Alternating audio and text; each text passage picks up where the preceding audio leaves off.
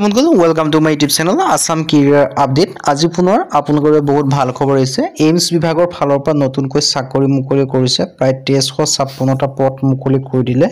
Grade 3 আৰু grade 4 লেভেলৰ vacancy হয় নতুনকৈ চাকৰি আহিলে। সো কেনেদৰে আবেদনসমূহ কৰিব পাৰিব, কোনটো পদৰ ক্ষেত্ৰত কিমানকৈ এজ ক্ৰাইটেৰিয়া বিচাৰিছে, কোৱালিফিকেশ্যন বিচাৰিছে, সিলেকশ্যন প্ৰচিডিউৰ বিচাৰিছে, অৰ্হতা কিমান বিচাৰিছে, এই সকলোখিনি কথা এই ভিডিঅ'ত আলোচনা কৰা হ'ব।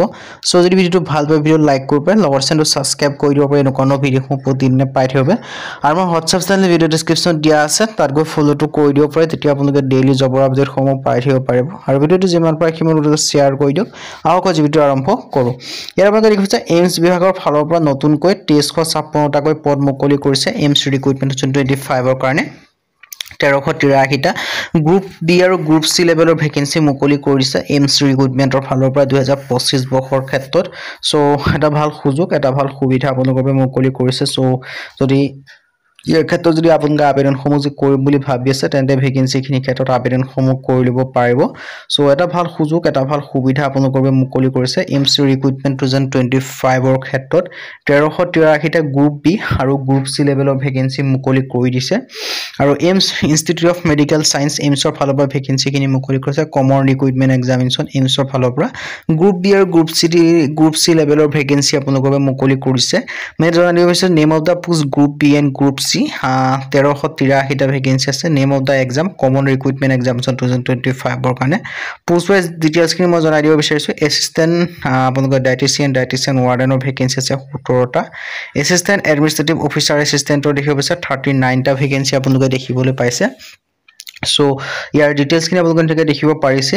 ইয়াৰ সকলোখিনিৰ কাৰণে আপোনালোকৰ এটা ভাল সুযোগ, এটা ভাল সুবিধা আপোনালোকৰ বাবে আহি গৈছে। সো এই সুযোগ আৰু সুবিধা আপোনালোকে গ্ৰহণ কৰি আপোনালোকে আবেদনসমূহ কৰি ল'ব পাৰিব এই ভেকেন্সিখিনিৰ ক্ষেত্ৰত। সো এটা ভাল সুযোগ, এটা ভাল সুবিধা আপোনালোকৰ বাবে আহি গৈছে। আৰু এই ভেকেন্সিখিনিৰ ক্ষেত্ৰৰ কাৰণে আপোনালোকে যদি ইণ্টাৰেষ্টেড হয়, ইলিজিবল হয়, আপোনালোকে আবেদনসমূহ কৰি ল'ব পাৰে। জুনিয়ৰ এডমিনিষ্ট্ৰেটিভ এছিষ্টেণ্ট লোৱাৰ ডিভিজন ক্লাৰ্কৰ ভেকেন্সি আছে 121টা ভেকেন্সি। জুনিয়ৰ ইঞ্জিনিয়াৰ চিভিলৰ ভেকেন্সি আছে 3টা ভেকেন্সি। জুনিয়ৰ ইঞ্জিনিয়াৰ ইলেক্ট্ৰিকেলৰ কাৰণে আছে 7টা ভেকেন্সি। এছিষ্টেণ্ট ইঞ্জিনিয়াৰ ACRৰ কাৰণে আছে 7টা ভেকেন্সি। জুনিয়ৰ অডিঅ'লজিষ্টৰ স্পীচ থেৰাপিষ্টৰ কাৰণে এক্সেপ্টাৰ 7টা ভেকেন্সি আছে। আৰু ইলেক্ট্ৰিচিয়ান ৱাৰমেন লাইনমেনৰ কাৰণে আছে 7টা ভেকেন্সি। মেনফোল্ড টেকনিচিয়ান ভেকেন্সি আছে 7টা। এছিষ্টেণ্ট লাউণ্ডাৰী ছুপাৰভাইজাৰ ভেকেন্সি আছে 5টা। এনেকৈ আপোনালোকে প্ৰতিটো ক্ষেত্ৰত বহুখিনি ভেকেন্সি দেখিবলৈ পাব। 10 পাছ হওক, 12 পাছ হওক, ডিগ্ৰী পাছ হওক, সকলো ক্ষেত্ৰত আপোনালোকে ভেকেন্সি দেখিবলৈ পাব। সো আপোনালোকে যিটোতে ইলিজিবল হ'ব, যিটোতে ইণ্টাৰেষ্টেড হ'ব, সেইটোতে আপোনালোকে আবেদনসমূহ কৰিব পাৰিব। টেকনিচিয়ান OT এন্থেষ্টিচিয়াৰ কাৰণে আছে আপোনালোকৰ 182টা ভেকেন্সি। ফাৰ্মাচিষ্ট গ্ৰেড 2ৰ কাৰণে আছে আপোনালোকৰ 35টা ভেকেন্সি। সো এটা ভাল সুখবৰ, এটা ভাল সুযোগ আপোনালোকৰ বাবে আহি গৈছে। আৰু কেচিয়াৰ জুনিয়ৰ একাউণ্ট অফিচাৰ একাউণ্টেণ্টৰ কাৰণে আছে 13টাকৈ ভেকেন্সি আপোনালোকে দেখিবলৈ পাব। গোটেইখিনি এইমছৰ ফালৰ পৰা ৰিক্ৰুটমেণ্ট আপোনালোকৰ বাবে আহি গৈছে। সো যদি ইণ্টাৰেষ্টেড হয়, যদি ইলিজিবল হয়, যদি আপোনালোকে আবেদনসমূহ কৰিম বুলি ভাবি আছে, তেন্তে ভেকেন্সিখিনিৰ ক্ষেত্ৰত আবেদনসমূহ কৰি ল'ব পাৰিব এইমছ ৰিক্ৰুটমেণ্টৰ ফালৰ পৰা। Assistant store officer junior store officer এক্সেপ্টাৰৰ ক্ষেত্ৰত আছে আপোনালোকৰ 102টাকৈ ভেকেন্সি। এটা দুটা ভেকেন্সি নহয়, 102টাকৈ ভেকেন্সি মুকলি কৰি দিছে। আৰু আপোনালোকৰ CSSD টেকনিচিয়ানৰ ক্ষেত্ৰত আপোনালোকৰ 7টাকৈ ভেকেন্সি মুকলি কৰি দিছে।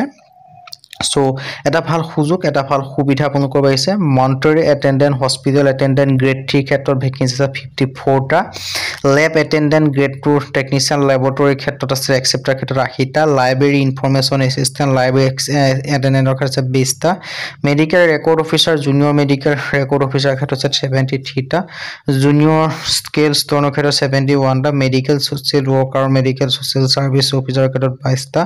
টেকনিচিয়ান অফিচাৰ ডেণ্টেল ডেণ্টিষ্ট টেকনিচিয়ানৰ ক্ষেত্ৰত 2টা আছে। টেকনিকেল অফিচাৰ অপট'লজি ক্ষেত্ৰত 11টাকৈ ভেকেন্সি আপোনালোকে দেখিবলৈ পাব। টেকনিচিয়ান ৰেডিঅ'থেৰাপিৰ ক্ষেত্ৰত 23টাকৈ ভেকেন্সি দেখিবলৈ পাব। টেকনিচিয়ান ৰেডিঅ'লজি ৰেডিঅ'থেৰাপিক টেকনিচিয়ান এক্সেপ্টাৰ ক্ষেত্ৰত 105টা। আৰু আপোনালোকৰ ৰিফিউচনিষ্টৰ ক্ষেত্ৰত 19টাকৈ ভেকেন্সি আপোনালোকে দেখিবলৈ পাব। সো এম্ব্ৰয়লজিষ্টৰ ক্ষেত্ৰত 2টাকৈ ভেকেন্সি আছে। মানে 10 পাছ 12 পাছ আৰু ডিগ্ৰী পাছ লেভেলৰ আপোনালোকে ভেকেন্সিসমূহ দেখিবলৈ পাব। সো যিটোতে ইলিজিবল হ'ব, যিটোতে ইণ্টাৰেষ্টেড হ'ব, সেইটোতে আবেদনসমূহ কৰিব, যিটো আপোনালোকৰ কোৱালিফিকেশ্যন মিলে।